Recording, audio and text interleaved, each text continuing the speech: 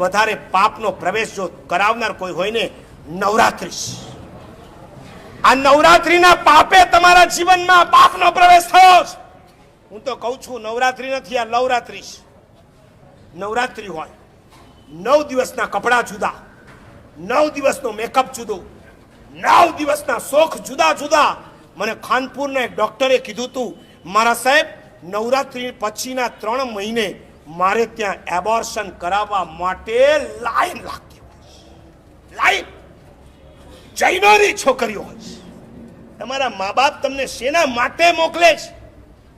મારે જેસીઆઈને ધન્યવાદ આપવા છે. જે જેસીઆઈની સંસ્થા કોઈ જૈન સંસ્થા નથી, ભલે એમાં તમે જૈન છો પણ આ સંસ્થા કોઈ જૈન નથી. આગ્રહ હું ન રાખી શકું, છતાં મેં ગયા ચૈત્ર સુદ 13ના દિવસે જ્યારે સમૂહ સામાયિકની અંદર હું આવ્યો હતો અને એ વખતે મને સમાચાર મળ્યા કે જેસીઆઈ નવરાત્રી રમાડે છે. એ વખતે મેં અશોકભાઈને વાત કરી, અશોકભાઈ હું ઈચ્છું છું આજે 1500ની સભા બેઠી છે, એની વચ્ચે તમારી પાસે મારી અપેક્ષા છે કે જેસીઆઈની સંસ્થા કમસે કમ એમના કાર્યક્રમમાંથી નવરાત્રીને કાયમ માટે રદ કરી દે.